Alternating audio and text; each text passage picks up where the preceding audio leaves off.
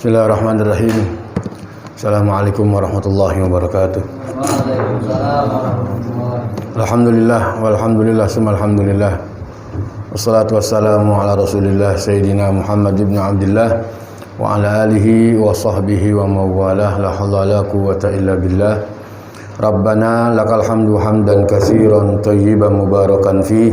Subhanaka la ilma lana illa ma 'allamtana innaka antal alimul hakim. Subhanallahi mil'al mizan wa muntahal ilmi wa mablaghur ridha wa zinatal arsh. Walhamdulillahi mil'al mizan wa muntahal ilmi wa mablaghur ridha wa zinatal arsh. Wa la ilaha illallah mil'al mizan wa muntahal ilmi wa mablaghur ridha wa zinatal arsh.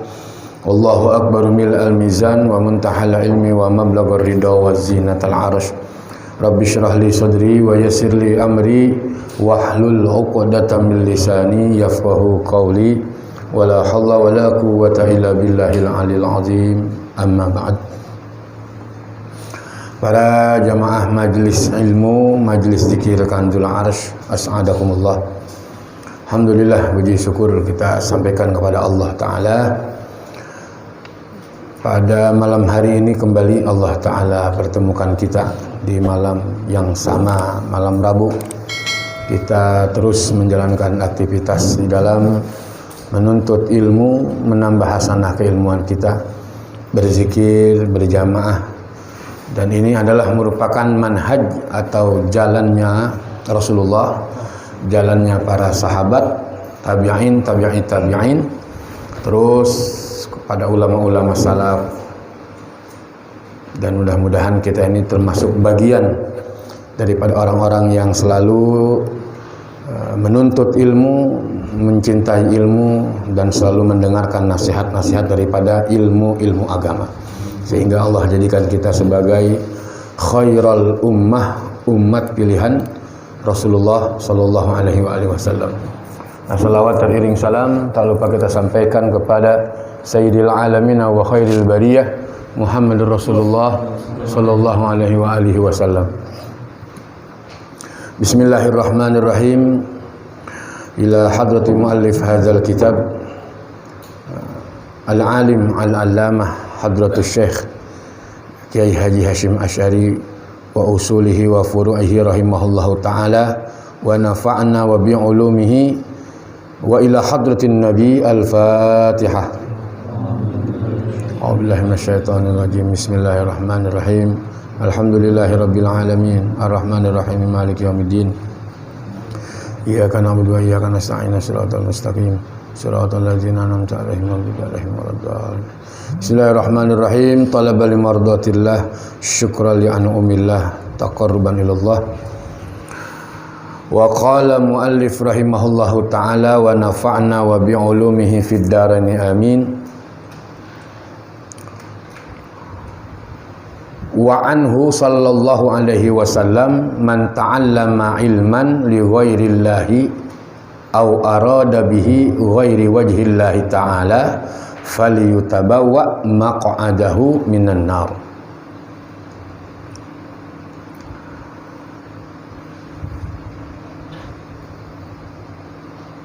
Dan dari Rasulullah sallallahu alaihi wasallam itu ada ya lekar.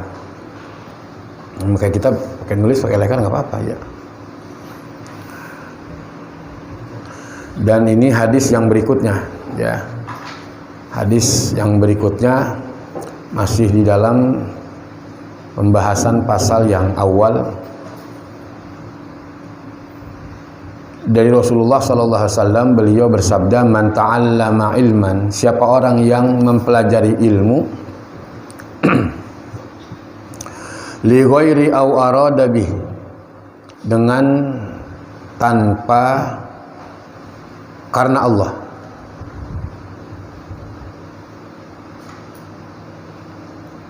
au arada bihi, atau menginginkan daripada ilmu itu ghairi wajhillahi ta'ala, bukan untuk li ajlillah, bukan untuk karena Allah, bukan lillah, fillah, li ajlillah, bukan itu tujuannya. Tetapi yang dia tujukan adalah apa? Duniawiyah, mencari kesenangan dunia semata yang dia cari daripada tuntutan ilmu itu, falyutabawwa maq'adahu minan nar, maka Allah Ta'ala akan tempatkan dia, ya, dudukkan dia ke dalam api nerakanya Allah Ta'ala. Jadi neraka paling bawah tuh, maq'adahu minan nar. Orang yang menuntut ilmu ada iming-iming, pengen beginilah, pengen begitulah, pengen enggak, udah. Innamal a'malu binniyat. Jadi segala amal perbuatan itu bagaimana niat. Makanya sayang kalau kita udah bersusah payah nuntut ilmu, tetapi yang dia tuntut itu adalah duniawi misalkan, atau ingin mendapatkan pangkat, atau untuk menjatuhkan ulama, atau untuk berbantah-bantah, ya, yubaria bihil fuqaha atau sufaha, ya, tujuannya untuk berdebat. Tujuan daripada menuntut ilmu itu ibarat ayam jago, kalau dia diadu menang, maka tuh ayam jago kalau dia menang diadu, dia akan jenggernya makin tinggi, makin tegak, kemudian kruyuknya semakin menjadi-jadi. Itu orang kalau yang memang dia menuntut ilmu tujuannya karena manusia, apalagi bukan karena Allah semata. Jadi sayang-sayang kalau kita udah capek tolak ilmu, susah payah, jauh-jauh gitu. Karena orang yang menuntut ilmu itu, malaikat akan ridho apa yang dia tuntut. Makanya termasuk pilihan Allah itu, kan ada namanya irodah. Irodah itu ada yang dikehendaki, ada yang diperintah, ada yang diridhoi. Irodah itu, kehendak. Ada yang dikehendaki oleh Allah, hadir ke majelis ilmu. Diperintah, memang Allah perintahkan, dia nurut, dia manut. Kemudian diridhoi oleh Allah, itu jadi tuh orang yang begitu tuh. Seperti imannya para sahabat, Sayyidina Abu Bakar, Sayyidina Umar, Sayyidina Utsman, Sayyidina Ali. Kemudian tabi'in, orang yang dikehendaki baik, kemudian diperintahkan oleh Allah, kemudian diridhoi oleh Allah Ta'ala. Makanya yang perlu dicari itu adalah keriduan Allah Ta'ala. Keriduan Allah. Allah itu akan ridho kalau kita ridho. Bagaimana mungkin Allah akan ridho kalau yang kita tuntut kita nggak ridho? Misalkan ngeluh, lama banget sih ngaji. Ngaji begitu-begitu baik. Tuh. Nah kan nggak ridho tuh namanya. Kalau kita udah jalan aja. Tuh. Ya nanti di situ akan ada asrar. Asrar itu rahasia yang Allah berikan kepada orang yang istiqomah, yang tulus menuntut ilmu liwajhillahi ta'ala, gitu, bukan karena Allah Ta'ala, yang dia tujukan untuk Allah Ta'ala. Jadi menjalankan kewajiban, atau misalkan zikir pengen menjadi orang yang seperti ini, pengen nggak perlu disebutkan, karena memang Allah ini sudah tetapkan kita. Jadi kita ini usaha, memang kita menjadikan pengusaha. Dengan kita menjadikan asbab talab ilmu itu, maka Allah akan berikan akibat. Tuh. Jadi Allah sudah tahu, tanpa kita bicara pun, tanpa kita minta pun, Allah sudah tahu. Gitu. Jadi tugas kita hanya menjalankan apa yang Allah mau, apa yang Rasulullah ajarkan kepada kita, gitu.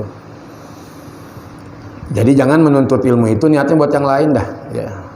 Apalagi buat kepentingan misalkan, ya Allah, atau bangga-banggaan, aneh ngaji sama Habib misalkan, aneh ngaji sama Kiai pakai jubahnya sampai 3, guru aneh. Wah, ilah, hebat bener, sampai 3, bangga banget.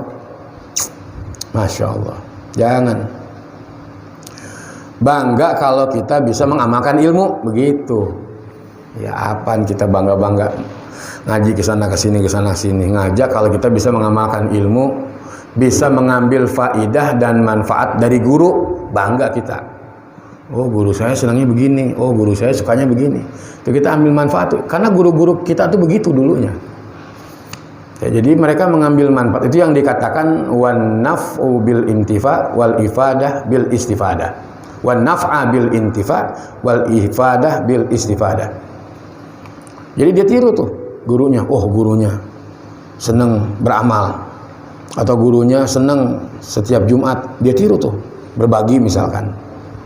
Atau gurunya senang bersedekah kepada guru-gurunya juga, dia tiru.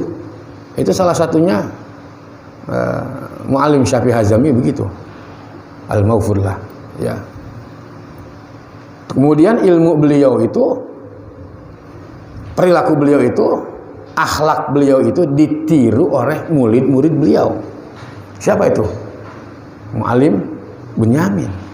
Sama persis. Itu tuh ilmu yang manfaat seperti itu. Terus yang tersambung mata rantainya sampai kemana? Ke akhirat. Ilmu yang manfaat itu ilmu yang akan memberikan pertolongan di akhirat. Jadi tersambung. Ya, guru. Guru senangnya berbagi, ya kita meniru berbagi. Apalagi guru yang disenangin dia tiru tuh. Itu namanya mengambil manfaat dan faedah. Jadi nyambung terus. Itu yang akan memberikan penerangan di mana? Di alam kubur, ilmu manfaat itu. Yang memang dia tujukan menuntut ilmu karena Allah Ta'ala. Di mana lagi ketika dibangkit akan memberikan cahaya. Di mana lagi ketika di padang mahsyar begitu juga. Jadi tersambung terus. Itu yang dikatakan silsilah zahabiyah namanya. Jadi mata rantai keemasan. Emas itu kan mulia dan sangat berharga sekali.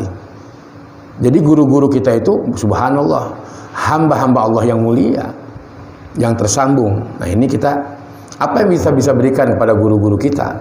Mengambil manfaat dan faedah dari beliau-beliau tuh. Insya Allah akan membawa faedah. Ya. Amin apa? Ya Allah. Ngantuk apa sih? Oh, dingin kali ya? Emang namanya nih, bukan main. Akhir-akhir ini mau, ya ada akhir Rajab kan, Jumat terakhir nih besok. Jangan lupa tuh baca Ahmadur Rasulullah Muhammadur Rasulullah. Berapa kali? 30 kali. Baca berapa kali tuh? Akhir bulan Rajab, Jumat terakhir besok kan? Berarti udah. Amalkan tuh Ahmadur Rasulullah Muhammadur Rasulullah. Itu ulama-ulama kita dulu. Awalnya udah mulai nih, ya malas ibadah, apa udah mulai nih, dicoba terus. Harus makin kencang kita, mau masuk Ramadan makin kencang. Qurannya kudu khatam. Mudah-mudahan bulan Rajab bisa khatam Quran berakhir gitu. Ini ya, jadi yang pertama hadis dijelaskan oleh Rasulullah adalah orang yang menuntut ilmu bukan karena Allah, yang dia cari duniawiyah, yang dia cari keduniaan, semata-mata untuk dunia, semata-mata untuk pangkat dan kedudukan, untuk menjatuhkan ulama, untuk berdebat, untuk memalingkan orang kepada dirinya. Nih aneh ngaji, tuh kesana misalkan, bangga, jangan sayang, capek-capek kita tolab ilmu. Ini diancam oleh Rasulullah tuh, fal yutabawa maq'adahu minan nar, maka Allah tempatkan dia atau didudukkan oleh Allah Ta'ala di dalam api nerakanya Allah. Jadi ya itu yang pernah saya sampaikan, kalau kita mau melangkah jangan lupa nawaitu taqarruban ilallah. Udah selesai. Begitu aja, mau silaturahmi, mau kondangan kek, mau kemana kek, pokoknya udah niatin aja mendekatkan diri kepada Allah. Berarti kita berada di dalam pengawasan Allah, berada di dalam pembelaan Allah tuh. Kerja, insya Allah kalau ada bala Allah plesetin, begitu. Allah plesetin, mau ada musibah, insya Allah Allah akan plesetkan. Kenapa? Karena kita adalah niatnya karena Allah. Jangan menonton SK, nawaitu taqarrubanillah Allah. Gimana? La ilaha illallah. Wa anhu sallallahu alaihi wasallam, dan dari Rasulullah sallallahu alaihi wasallam, yu'ti bil alim yaumal qiyamah fayulqa fin nari fatandaliku aqtabuhu fayaduru biha kama yadurul himari birroha fayuzifu ahlun nar fayakuluna malaka fayakulu kuntu amiran bil khairi wala atihi wa anha anisyarri wa atihi. Ini masya Allah, ini la ilaha illallah, keancam benar-benar ini ya kita. Ini diancam benar-benar oleh Rasulullah ini, hadis ini.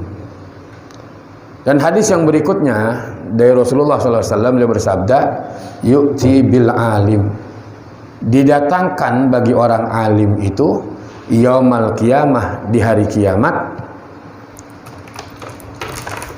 Jadi datangin tuh di hari kiamat. Siapa mereka itu? Orang yang alim. Fayulqa finnar,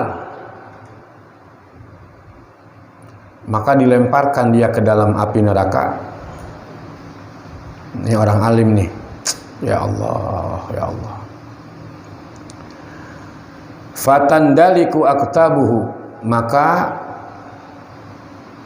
berantakan ketika dilemparin tuh di hari kiamat ke dalam api neraka, kata Nabi.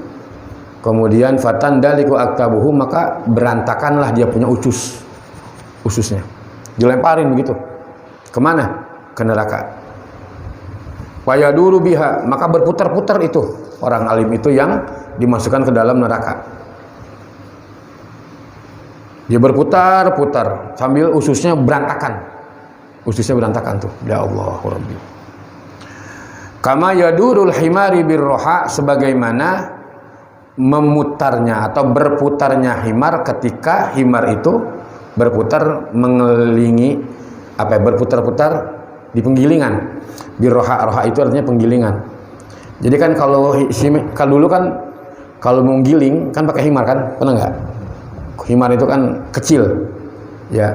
Ada yang lebih kecil itu namanya bulgoh, bihol. Bihol itu kecilan lagi daripada himar. Jadi himar itu dipekerjakan untuk memutar gilingan, muter aja begitu, muternya begitu. Nah itu ada orang di neraka, orang alim seperti himar, kata Nabi. Jadi di neraka ususnya berantakan, dia berputar-putar di neraka begitu, berputar-putar aja udah kayak himar, kata Nabi itu. Masya Allah, masya Allah. La ilaha illallah. Ini juga nih orang yang ngaji juga kita ya. Kita ini buat kita nih, ancaman kita nih dari Nabi nih. Allah. Bayuzibu ahlun nar, maka bertanya, maka mengerumuni, ya, maka mengerumuni itu pada ahli neraka kepada orang tersebut. Orang yang dilemparkan ke dalam api neraka, ya, orang alim yang dilemparkan ke dalam api neraka, dia berputar-putar, tahu-tahu penghuni neraka datang tuh mengurumuni dia, gitu. Fayaquluna, maka ngomonglah itu para penghuni ahli neraka, malaka, katanya, apa yang menyebabkan kamu seperti ini, katanya. Masya Allah, ini Nabi yang bilang. Kenapa engkau bisa seperti ini, kata penghuni ahli neraka. Kau berputar-putar terus seperti himar yang berputar-putar di penggilingan.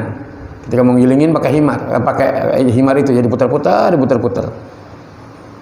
Apa yang menyebabkan kau seperti ini? Fayaqulu, maka ngomong dah itu orang, ya, yang lagi muter-muter di neraka itu.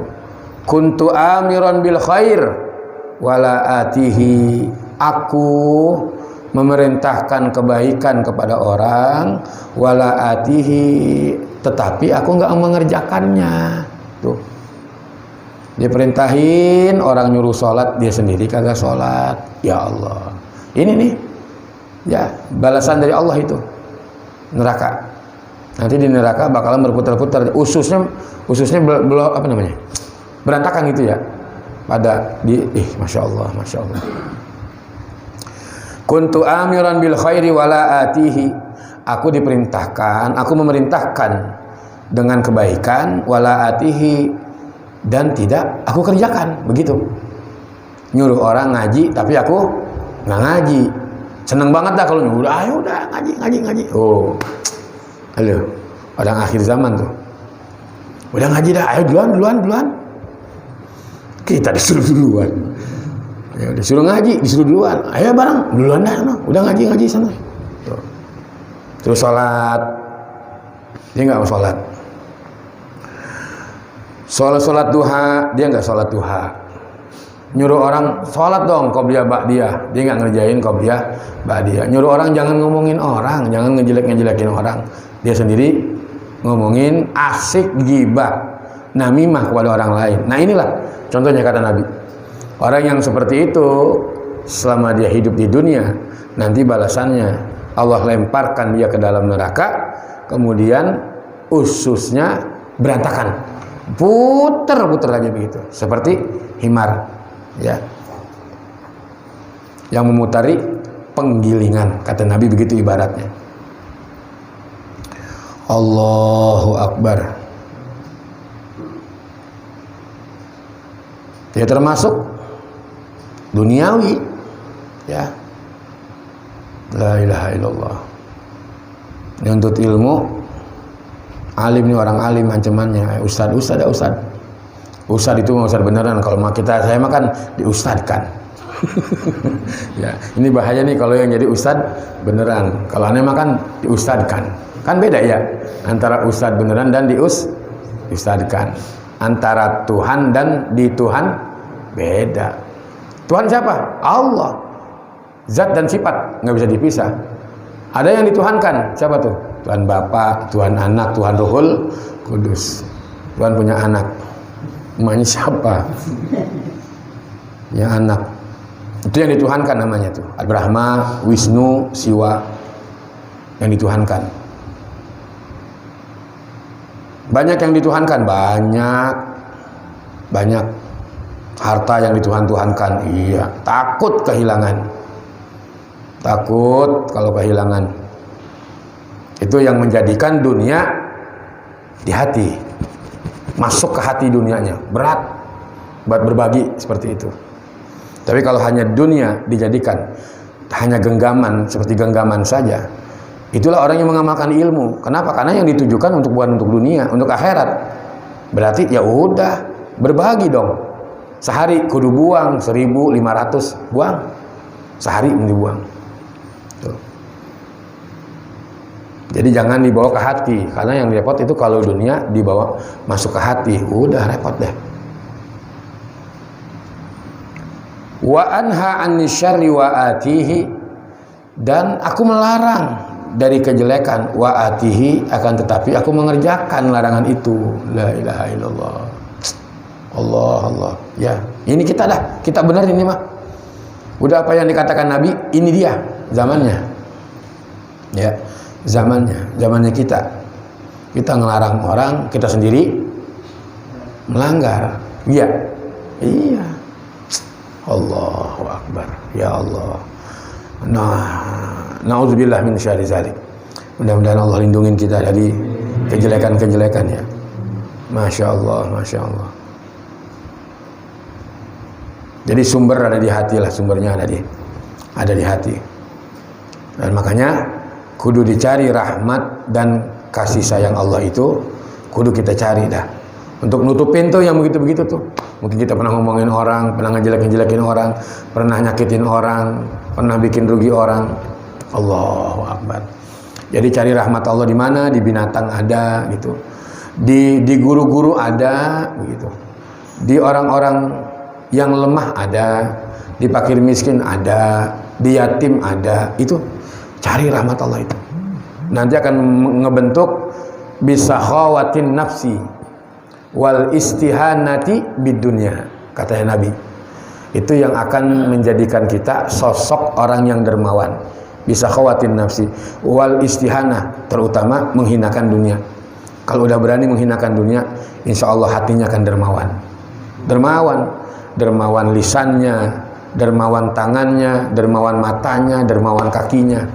Jadi bukan dermawan dengan harta doang. Ya, orang yang selalu menghinakan dunia. Itu kalau kita belum sanggup seperti itu, ya jadikan dunia hanya sebuah cerita saja. Jadikan dunia seperti genggaman saja, digenggaman saja begitu. Ya, jadi jangan kita tumpuk, kumpul, takut. Jangan. Ya, teruslah berlomba-lomba untuk mencari rahmat Allah. Karena pengampunan Allah itu datangnya melalui rahmat. Dari rahmat itu ada di mana? Ada di kucing, Rahmat itu ada di mana? Ada di ayam. Rahmat itu ada di mana? Ada di anjing. Ada. Ya. Sehingga Allah ampunkan dosa-dosa kita kalau kita selalu berbagi itu. Seperti Imam Syibli kan yang pernah saya ceritakan kan? Ya, Imam Syibli seorang wali besar. Maqam beliau itu terangkat oleh Allah Ta'ala lantaran berbuat baik, memberikan kasih sayang kepada kucing yang sedang kedinginan. Ya Allah, ini mah kita mah kagak makan sama tongkol, sama sayur, kucing dong yang kusah. Kita usir kucing, bahkan kita siram kucing.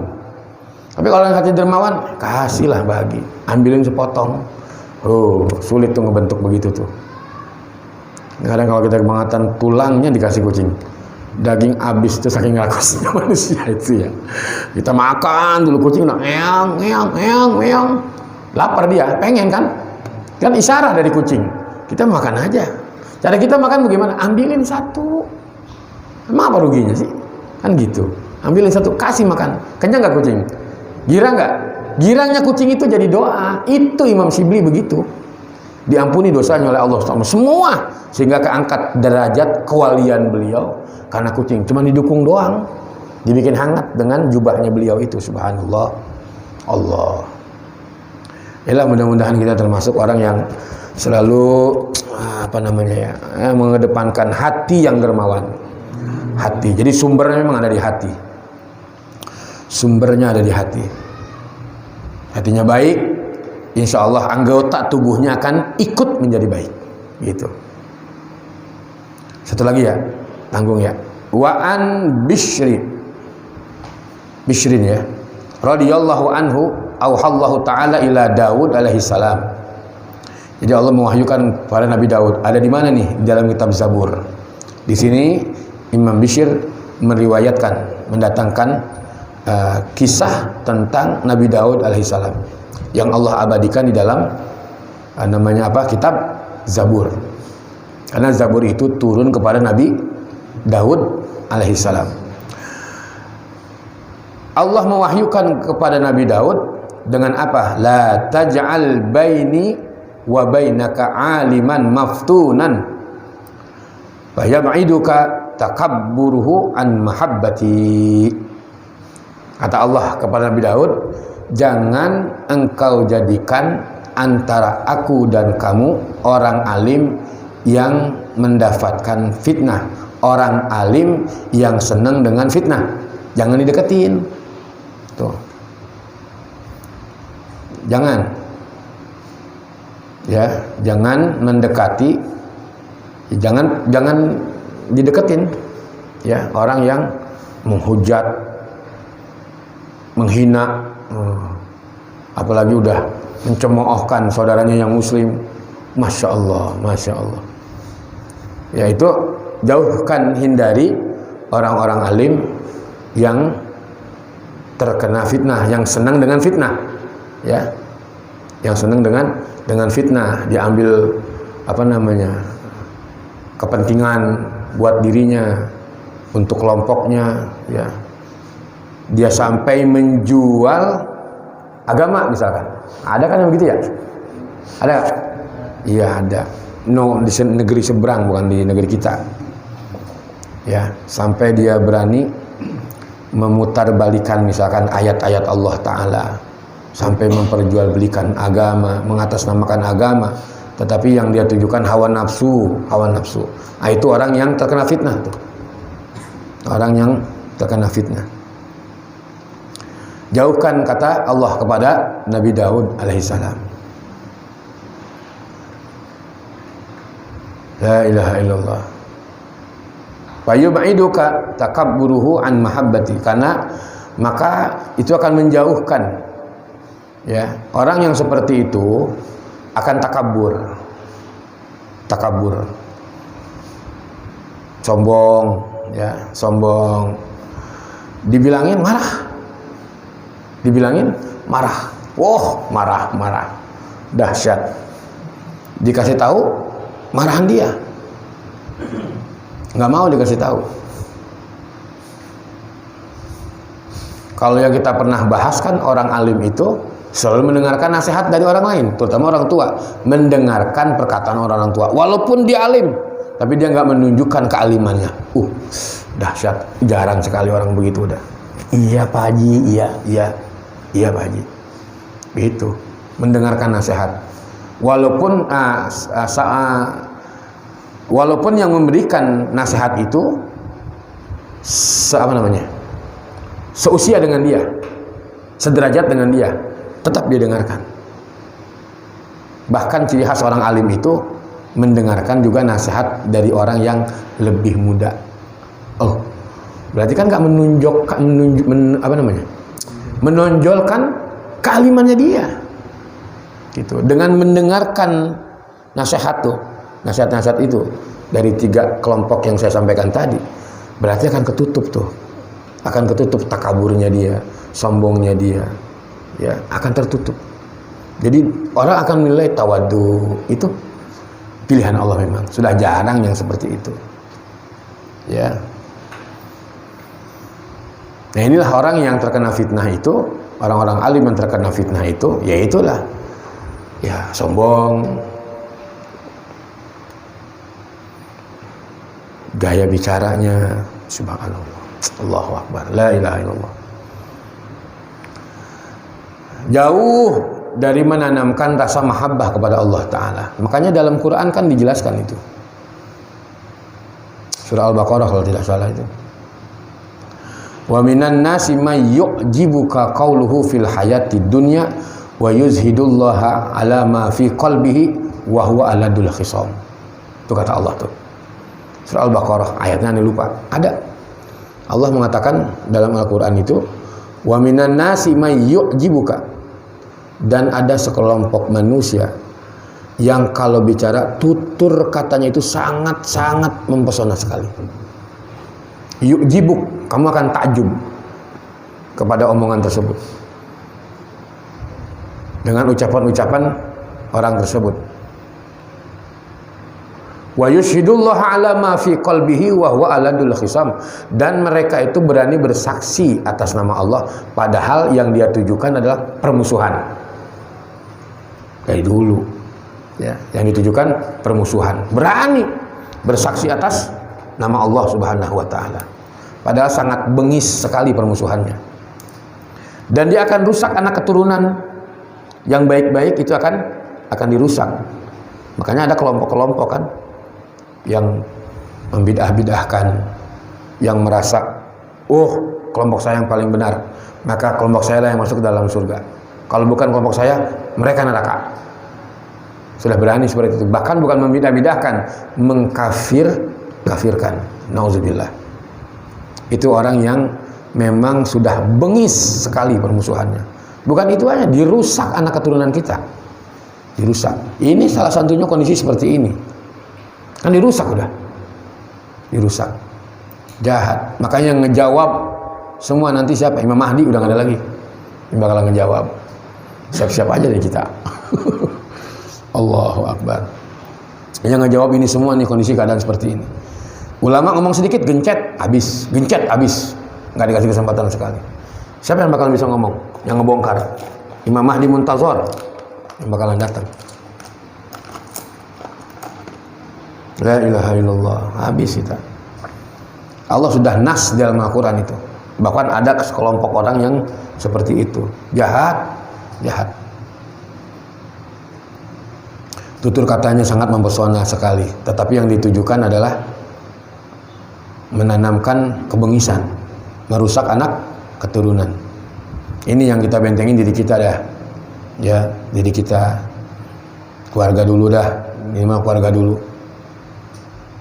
Biar Allah pelihara. Dengan apa? Yaitu dengan subhanallah wa bihamdihi subhanallahil azim. Perbanyak 100 kali baca. Apa aja udah. Itu kan makanan orang-orang beriman itu. Ketika turunnya Dajjal nanti. Harus kita persiapkan, ajarin tuh anak-anak kita begitu. Ya.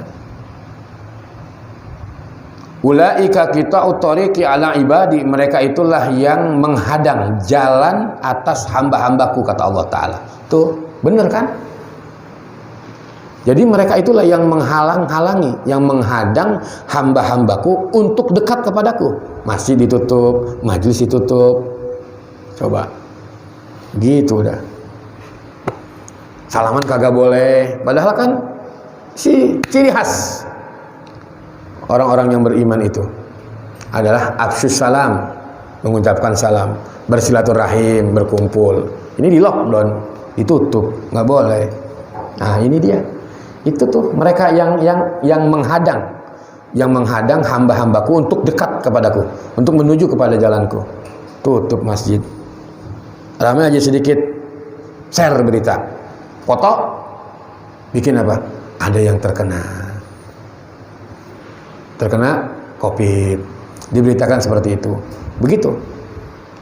Tapi alhamdulillah, kita di sini masih berada di dalam pemeliharaan Allah Subhanahu wa taala. Masih dijaga, masih dipelihara oleh Allah Subhanahu wa taala. Padahal kan masjid itu tempatnya kita mengadu kepada Allah. Bahkan dalam Al-Qur'an dikatakan apa? Allahu Akbar.